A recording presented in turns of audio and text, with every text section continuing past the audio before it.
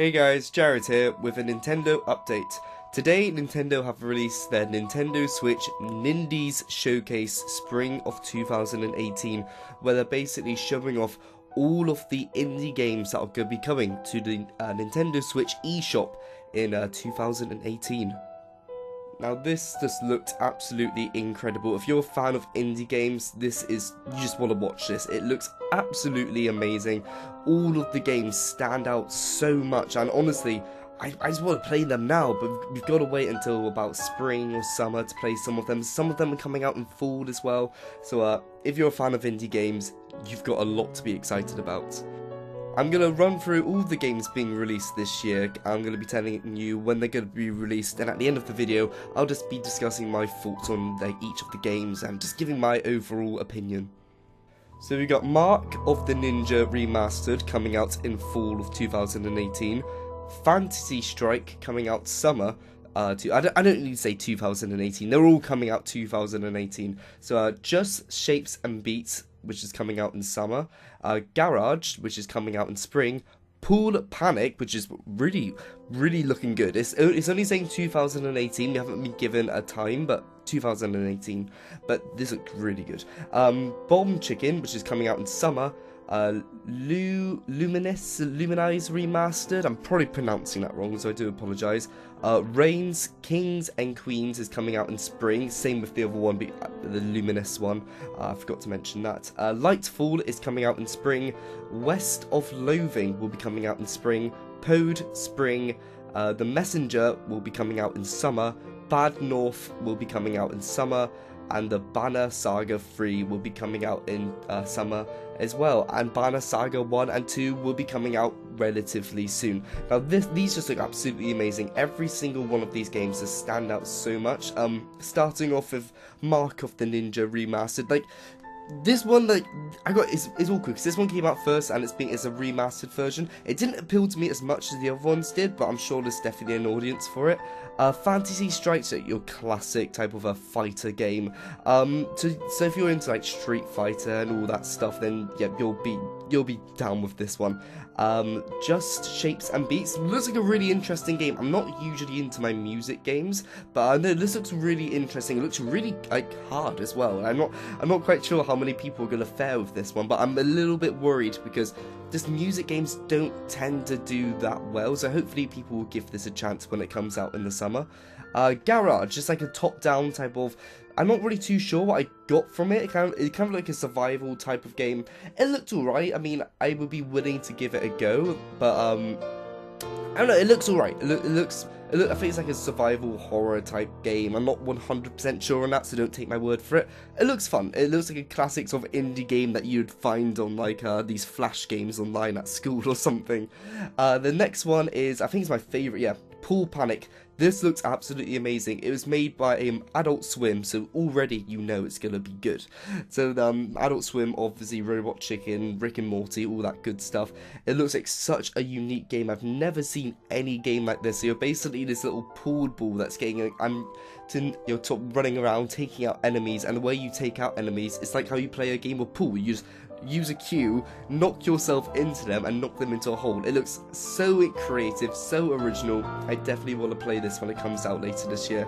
Bomb Chicken, probably the funniest title for any game I've heard. It looks like an interesting game. There's not really much else I can say about it. You're a chicken running around and you've got bombs and stuff. I'm pretty sure that's the idea of the game anyway.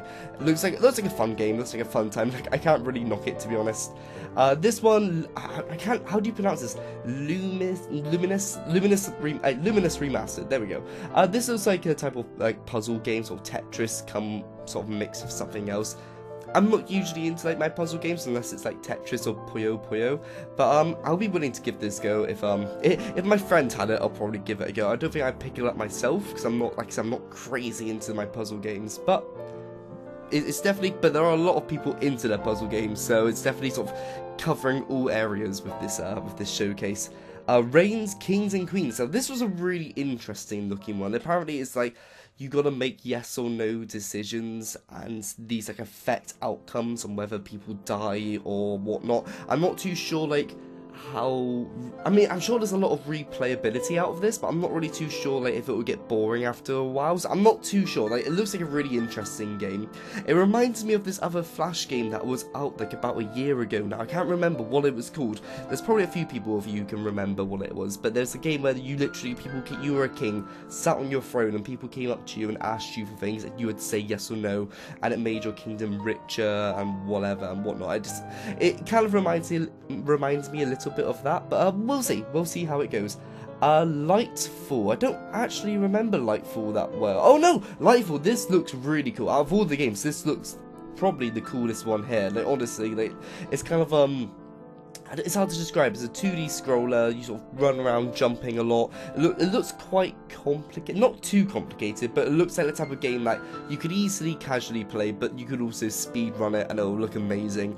So yeah, it looks like a really fun game. I didn't look too much into it, but it looks so good. I don't know why, the sort of the level layout kind of reminds me of Meat Boy, Super Meat Boy. I'm not too sure why. It looks like it could get really tricky and complicated as you progress through the game. What else is there? There is West of Loathing. Oh my goodness, this looks amazing. This looks so funny. I'm not too sure how to take this. I really hope it is actually a good game. It's a good game covered up with bad graphics. I really hope it's not just one of these just rubbish games. But no, it looks amazing. It looks proper funny. The graphics are just, I haven't seen anything like this before. I'm not sure how serious they're taking it, but I don't know, we'll have to see. It looks actually quite fun, so we'll just have to see how it plays when it comes out in spring. Pode. This was an interesting game. This looks like a really kind of relaxing game. If you just want to sit down and relax and just play a game, this is probably the game for you. It looks pretty chill. The graphics are beautiful. It's so colourful and vibrant. It looks lovely. It looks like an absolutely lovely game. The Messenger. This is like kind of I can't remember, Ninja Gaiden. It gives you some Ninja Gaiden feels. It's kind of got like the 16-bit graphics and whatnot. It looks like a good time. There's really not much I can say about this. When you watch the trailer, you know what I mean. It's a 2D scroller. There's enemies. There's level. It looks like a pretty classic 2D scroller game to me, and it's like you're a ninja and whatnot. There's not too much to say about this. Bad North. Now this looks like a pretty interesting game. You're kind of these are different sort of soldiers fighting up banners of your own houses and whatnot. You're fighting the enemies coming on. It kind of looks like a strategy game that you got to plan for your enemies' attacks. So you got to place your people across an island or something. So you'll like basically start off on this island, and it's got this like isometric view, so, and you got to like place your armies around preparing for a fight. So I'm pretty sure that's what it's about. I may be wrong on that, but it looks like a pretty fun game. Look, once again, it's another strategy game, and finishing things off with another strategy game is the Banner Saga 3, and I'm surprised I haven't heard of Banner Saga 1 or 2, because it looks really good. Like it looks like a proper gritty game, and it's sort of based in medieval times. Once again, like I said, it's a strategy game. When I saw the trailer, it gave me very Fire Emblem vibes. Once again, it's not really like a bird's eye view like Fire Emblem. It's more like an isometric view, but no, it looks really good. It looks really gritty, and I think it's still going off the same concept that if a character dies in the game or they get injured, they may die for the rest of the game. I'm not sure that's true or not. That might not be true, but it looks like a really dark game. So can't wait for that to come out. Can't wait to see what that's like. And overall, this showcase has just been incredible. I'm so glad Nintendo are really putting like things aside and giving indie games the proper respect they deserve. Like, it's amazing to see so much support going towards these indie games, and hopefully it's gonna prompt more people to like really put time into making more indie games, so we can see more amazing and creative things like this. But what do you guys think? What's your favourite game from the showcase? What really tickles your fancy? Be sure to let me know in the comment section below, and be sure to subscribe for all things Nintendo. I'll see you guys later. Cheers.